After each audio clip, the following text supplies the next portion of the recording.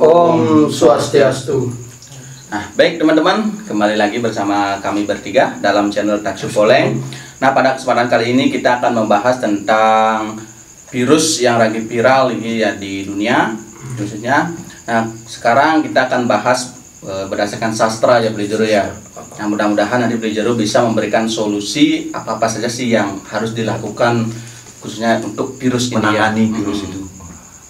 Nah, mungkin di awal nih Jero, sebenarnya kalau dari konsep kita di Bali atau di Hindu, virus itu seperti apa sih sebenarnya? Jadi kalau virus itu kan kalau di Bali tidak mengenal virus dia, tapi ada apa namanya gerubuk atau disebut dengan gering sasah. Itu kalau apa namanya virus dalam konsep kita agama Hindu Bali. Nah, Beli Jero, kalau kita menurut pandangan orang Bali sih atau Hindu itu sendiri, virus itu seperti apa sih sebenarnya? Jadi kalau di Bali virus itu kan disebut dengan gerubuk atau gering sasah dia. Jadi di Bali kita selalu mengidentikan apa itu yang skala dan niskala. Kemudian niskala itu adalah sesuatu yang tidak bisa dilihat dengan mata telanjang. Itu yang disebut dengan Tidak kasat mata. Tidak. Jadi virus itu kan sesuatu yang tidak bisa dilihat dengan mata telanjang seperti itu. Jadi ada proses apa namanya penelitian yang harus dilakukan seperti itu. Kemudian virus itu dia bisa menyerang manusia, binatang, dan juga binatang itu bisa dibagi menjadi unggas dan binatang berkaki 4 dan sebagainya. Oh, dibedakan lagi. Dibedakan. Nah, Beli Jero, kalau kita flashback ke belakang dulu Beli Jero ya. Kalau kita berkata gerubuk itu kalau di Bali kan sudah fenomenal sekali ya. Nah, apakah ada sejarah kalau flashback ke belakang itu tentang gerubuk ini Beli Jero? Jadi kalau berbicara masalah gerubuk otomatis kan pasti ada, kalau nggak ada nggak mungkin ada lontarnya biar. Yang pertama adalah gerubuk itu pada saat apa namanya pemerintahan Airlangga itu pernah terjadi, bagaimana itu ada wabah yang disebut dengan sekarang disebut dengan diare atau muntahber dia. Jadi di sana itu pernah terjadi. Kemudian kalau khususnya di Bali yang kita bahas sekarang adalah ada penelitian dan dituliskan dalam buku oleh peneliti Belanda itu yang memiliki nama Henk School itu. Beliau dengan bukunya berjudul The Spill of Power. Ini peneliti Belanda. Jadi di sana dicatat bahwa tahun 1521 Isaka itu disebut dengan sakit lepra. Jadi Bali pernah diserang sakit lepra. Kemudian di dalam lontar Usada Bali ini disebutkan dengan Hananing Tumput Agung. Jadi tumput itu adalah suatu penyakit lepra, agung itu adalah besar. Jadi pada saat itu masa itu bahwa Bali pernah dihancurkan oleh wabah lepra. Disebut dengan sakit gede kalau kita di Bali ya. Bagaimana tuh tangannya terpotong dengan sendirinya. Bahkan dibuatkan kuburan yang khusus disebut dengan apa namanya seman sakit. Ya, seman sakit. Seman sakit disebut. Kemudian tahun 1850 Saka juga Bali pernah diserang itu penyakit cacar, itu di Kelungkung dan Memui, bahkan itu sampai 5.000 orang yang meninggal. Dicatat dalam buku beliau yang Belanda itu saya katakan tadi. Kemudian tahun 1868 juga pernah terjadi di Bali itu sakit cacar disebut dan kolera. Itu menyerang juga Bali, tepatnya di Buleleng itu bahkan sampai 2.000 orang meninggal.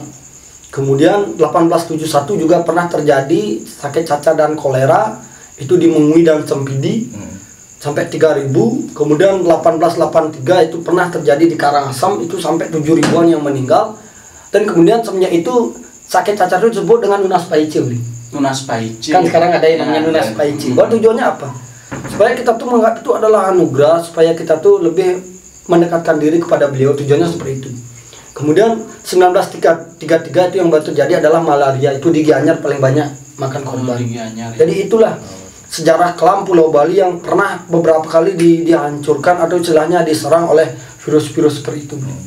Bahkan malaria sampai sekarang masih. Sekarang masih ya. Jadi kalau lihat sejarahnya masih panjang dia berarti banyak mengalami pergolakan virus sebenarnya. Sebenarnya itulah 1933 di sana ada penyakit malaria yang kita sekarang tahu obatnya itu adalah berasal dari lontar kita Hindu, Usada Bali. Makanya di sana disebutkan jika sakit malaria itu menggunakan yang namanya daun apa namanya pepaya. Itu kan obat malaria itu termuat di dalam lontar. Udah. Jadi itu ada penelitian oleh para maharishi, bisa dikatakan penelitian oleh para pendukung spiritual karena dia lewat apa namanya yoga mungkin mendapatkan wahyu dan menuangkan dalam konsep-konsep yang bisa kita berarti bisa dibilang sekarang.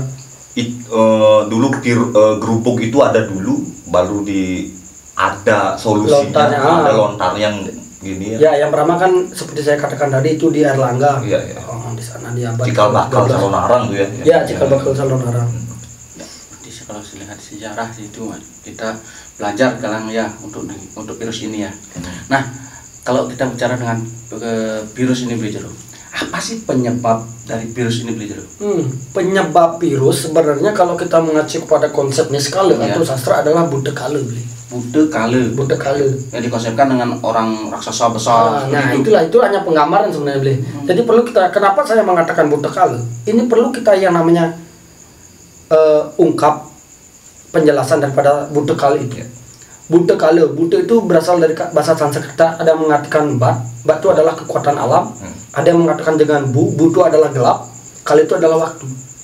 Ya, jadi bisa disimpulkan bahwa Buddha Kale itu adalah bagaimana dunia ini atau kekuatan alam ini mengalami proses yang namanya gelap atau pergolakan atau dalam artian dunia ini mengalami pada energi yang negatif. Itu disebut dengan Buddha Kale. Jadi sesuatu yang negatif, sesuatu yang gelap digambarkan dengan mata melotot, dengan taring, dengan yang menyeramkan lah jadinya. Seperti itu. Dan itu yang menyebabkan. Jadi Buddha Kale itu bukan semata-mata yang bercaling itu yang menyerang manusia, itu yang menyerang binatang, enggak tuh, Beli. Tetapi Buddha Kale lebih di mana kita ada fenomena alam atau dunia ini atau Buana Agung. Buana Agung ini mengalami proses penurunan energi dia. Jadi energi dunia ini mengalami penurunan otomatis berpengaruh kepada Buana Alit. Jadi ada penghuni dunia ini yang berpengaruh baik itu tumbuh-tumbuhan, baik itu binatang dan juga manusia seperti itu. Oh, berarti beda konsep, beda artinya Beli. Iya. Ya, kalau Buddha Kale dikatakan kalau kita waktu itu juga Buddha Kale sosok astralnya. Ada Buddha Kale penggambaran, ada Buddha Kale artian. Ya, Beli Jero. Kalau dilihat dari konsep Hindunya, bagaimana sih proses penyebaran virus ini Beli Jero? Kalau penyebaran virus dalam konsep Hindu itu ada dua sebenarnya, Beli. Ada menggunakan angin dan kemudian dalam media cair. Makanya ada disebut dengan upas angin, upas air seperti itu. Jadi ada dua dia. Jadi air itu bukan berarti hanya air itu, air bukan air liur, konsep darah, jadi sesuatu yang cair. Seperti itu kalau konsep kita dibalik. Nah, kalau dilihat dari proses penyebarannya gitu, Iya. Kalau yang sekarang viral ini kan beritanya sih terkenal karena binatang gitu, misalnya penyebarannya melalui binatang karena kelelawar lah, karena kita mengonsumsi kelelawar, masaknya tidak bagus itu. Nah, menurut pandangan Beli Jero itu seperti apa? Kalau pandangan saya Beli lewat sastra dan juga spiritual ya. Kalau karena saya tidak berani mencampuri istilahnya lewat penelitian, kan itu bukan bidang saya sebenarnya. Jadi kalau masalah di Cina itu kan virus corona berasal dari Cina ya, di Wuhan, di sana dia tidak mengenal yang namanya apa itu Buddha Kale, Beli ya. Seperti saya katakan tadi bahwa Buddha Kale itu adalah kekuatan alam. Jadi di sana ada kekuatan alam yang mengalami proses penurunan. Jadi apa penyebabnya? Kalau kita konsep di agama apapun, saya rasa ada proses yang namanya penyembelihan atau pemotongan hewan yang benar dalam agama. Sesuai prosedurnya. Sesuai dengan prosedur. Jadi kalau mengatakan itu karena makan kelelawar, kayaknya itu kan tradisi sudah dulu. Dan itu budaya Indonesia ada juga seperti itu kan, di Sulawesi. Ya.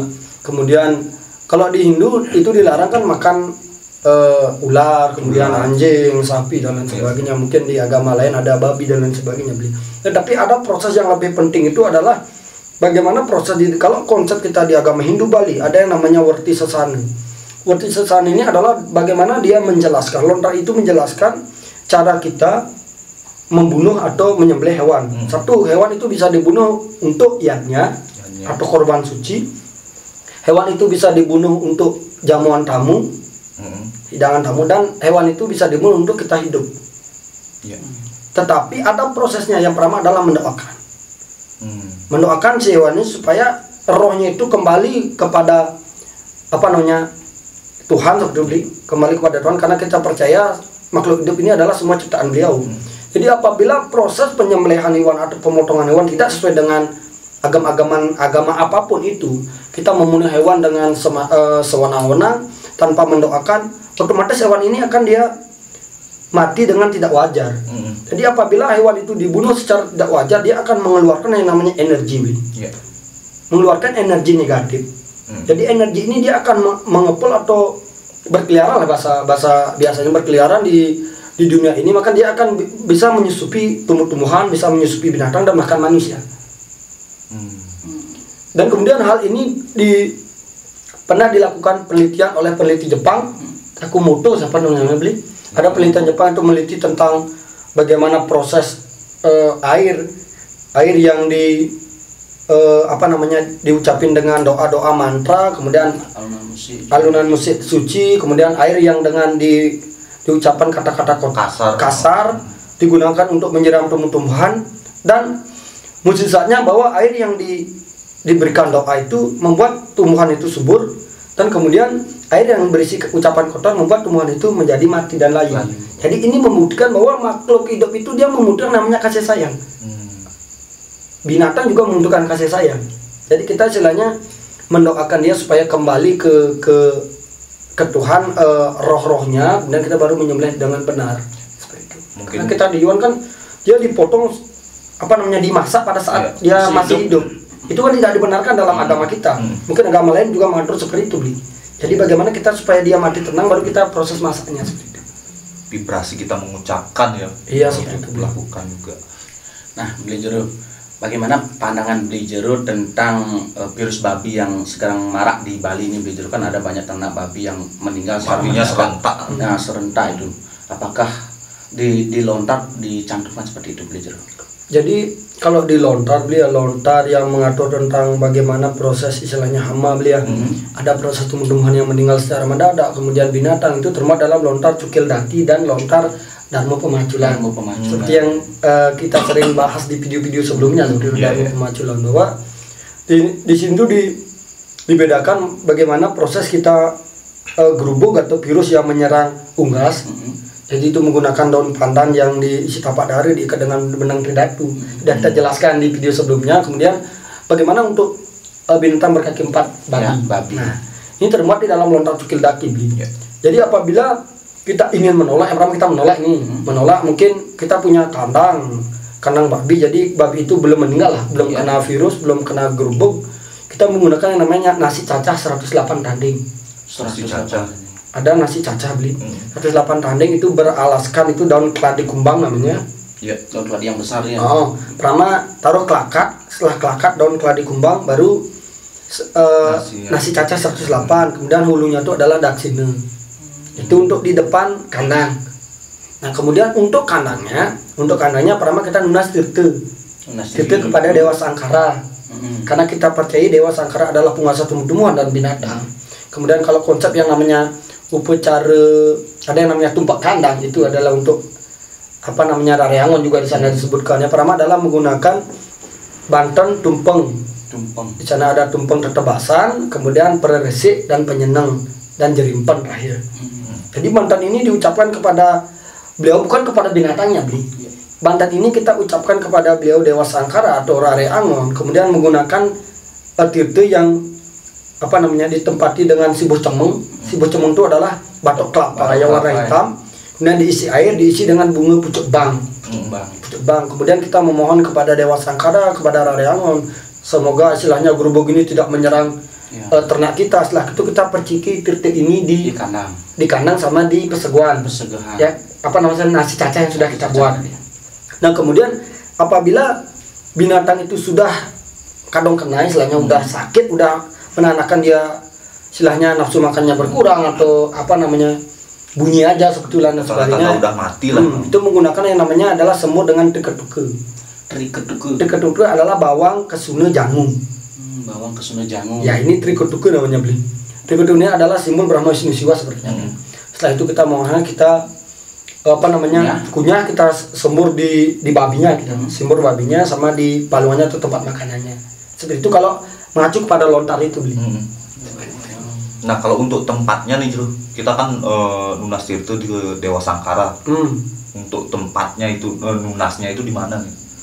Jadi kalau tempatnya nunas itu biasanya kita adap hulu aja, Bli. Karena kan mungkin di kandang itu tidak ada istilahnya pengaikan untuk apapun. Kita ngadap hulu untuk kajir dan kanin lah. Atau kalau kita nunas ngayat lewat merajaan di suri itu dibenarkan, lebih baik seperti itu, Bli. Nah, itu kan tadi sudah dijelaskan dari konsep Hindunya bagaimana mengatasi virus untuk binatang, untuk unggas.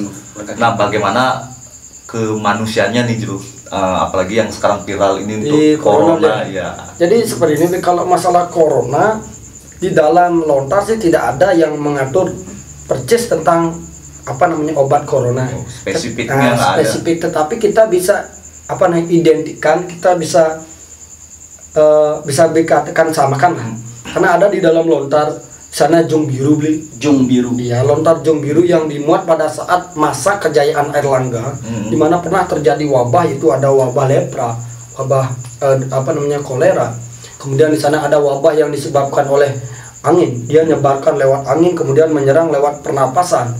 Jadi kita bisa identikan bahwa corona ini ada menyebar lewat angin dan lewat pernapasan atau bahkan lewat air liur, yang kemudian menyerang pernapasan kita, sesak atau sulit bernapas. Jadi kita identikan seperti itu dulu.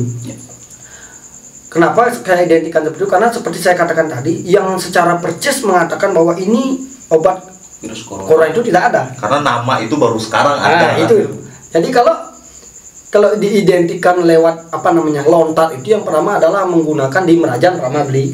Di Merajan kita mengaturkan namanya Banten Biekaon, Prayasiste dan Widi Widana. Ya, ini untuk di Merajan di Kemulan.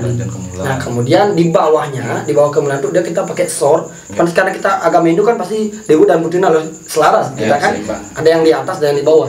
Di bawah itu adalah menggunakan Segahan Agung. Segahan Agung. Nah, kemudian di luar pintu rumah atau pekarangan kita menanamkan yang namanya penjor. Tapi penjor ini yang kecil, kemudian menggunakan bambu gading atau bambu kuning, kalau bahasa Balinya ting gading. Nah, kemudian di atas penjor itu dia dibuatkan dengan kober ganepati. Menggunakan kober ganepati, kemudian disanggah penjor itu. Nah, di sana disanggah penjor, kan ada sanggah penjor di sana menggunakan Banten tipat gong. Ada tipat gong, kemudian canang sari. Jadi tipat gong itu dia menggunakan ulam dengan talu bekasem atau telur yang dipanggang seperti itu beli, dengan daksine. Itu untuk di Banten penjornya, di sanggah penjor. Kemudian di bawah sanggah penjor itu ada gantungin yang namanya sujang beli. Sujang. Ya, sujang itu yang terbuat dari bambu itu ya. Bambu atau buluh sama lainnya. Jadi sana ada 4 sudut. Satu dia menggunakan dua, arak, berem dan toye atau air. Nah, ini yang kita aturkan seperti itu beli. Berarti untuk tipatnya tipat gong aja. Tipat gong, kemudian telur bokasem. Kemudian untuk di bawah penjornya, itu menggunakan pesegahan tumpeng sesuai dengan urip. Tumpeng warna timur itu 5, selatan. Nah, itulah. Berarti di dalam sastra sudah tercantumkan seperti itu ya, kalau berdasarkan di itu untuk pencegahnya, ya.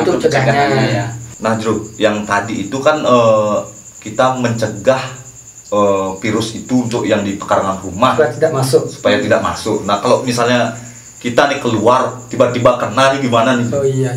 Kalau di luar sana juga disebutkan dalam mandat itu kita menggunakan yang namanya tapak dare beli. Menggunakan pamor. Jadi pamor itu kita campur dengan piket duke, seperti saya jelaskan tadi, bawang, kesuni jamu itu diulek menjadi satu. Setelah itu kita pada saat kita nganturang yang namanya Banten Widirdane, kita aturkan di Kemulan.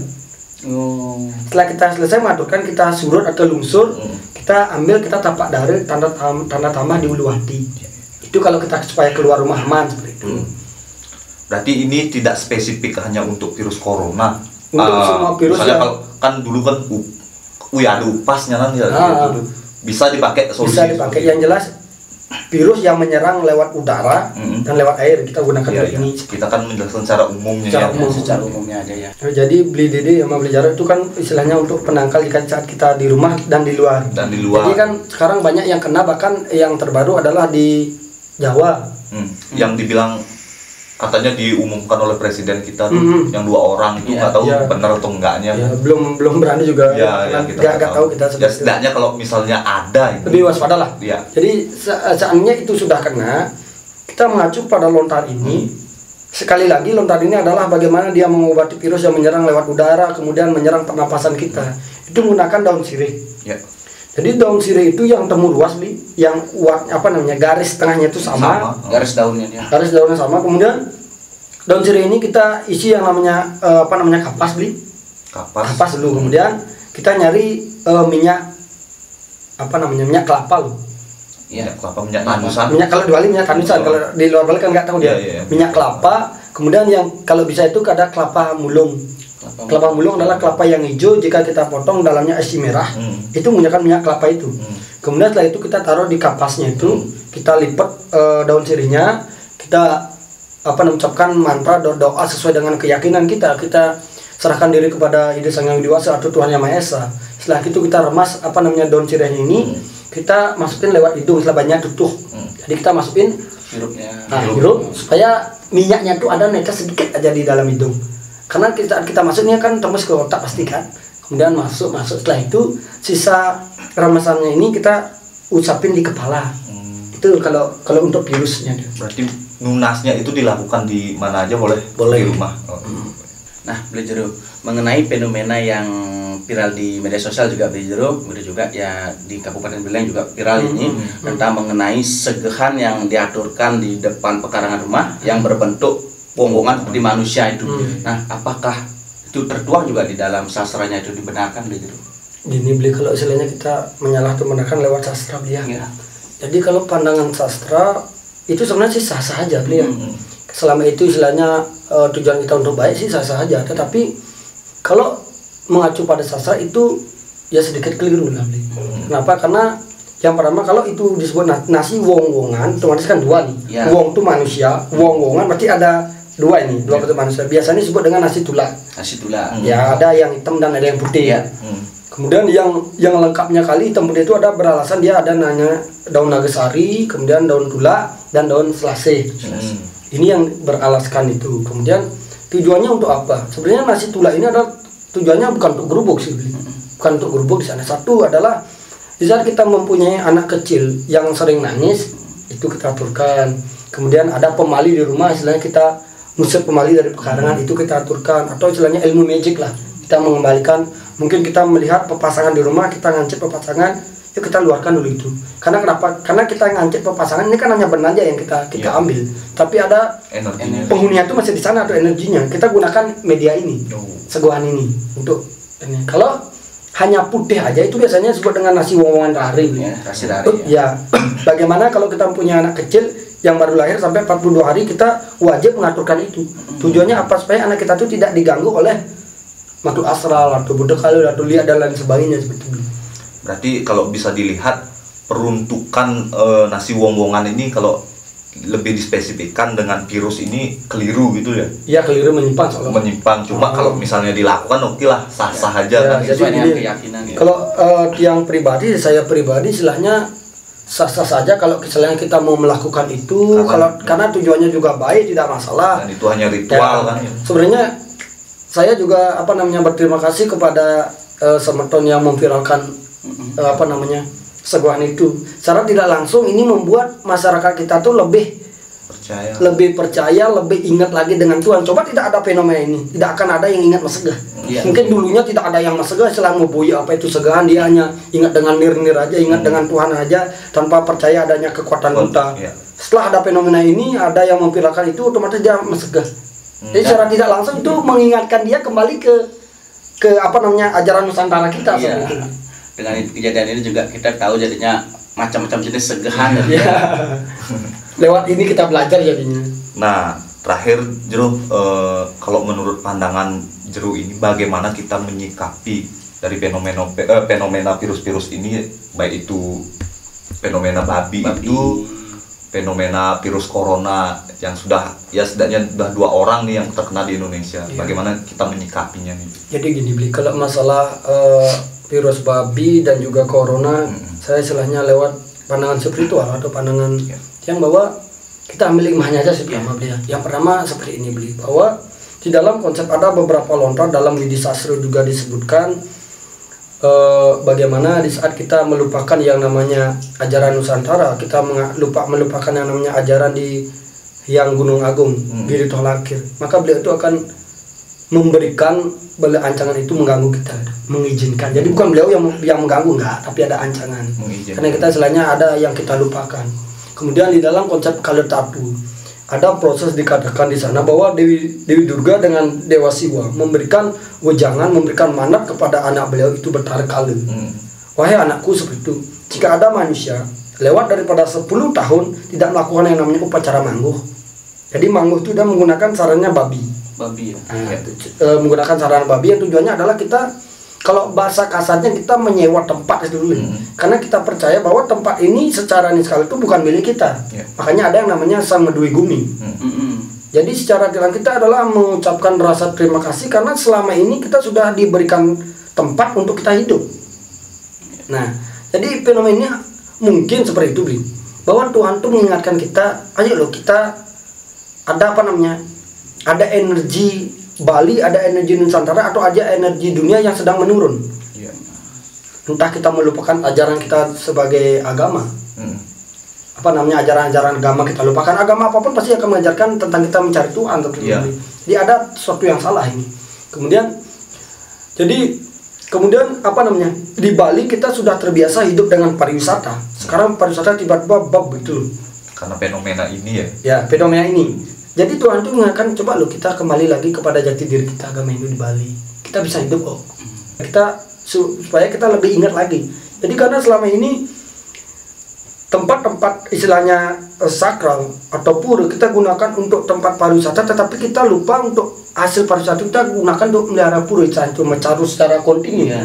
Kan kita percaya bahwa kita tuh harus membersihkan tempat ini karena juga apa namanya, bule itu kadang datang ke sini entah tuh dia sebel, entah dia cinta ke kita tidak tahu seperti itu.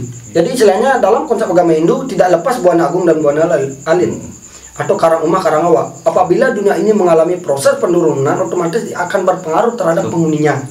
Itu kalau pandangan saudara saya. Jadi intinya ini adalah bagaimana Tuhan mengingatkan kita untuk kembali lagi menjaga taksunya Bali. Dan yang membuat itu susah adalah perubahan, karena perubahan itu selalu buat.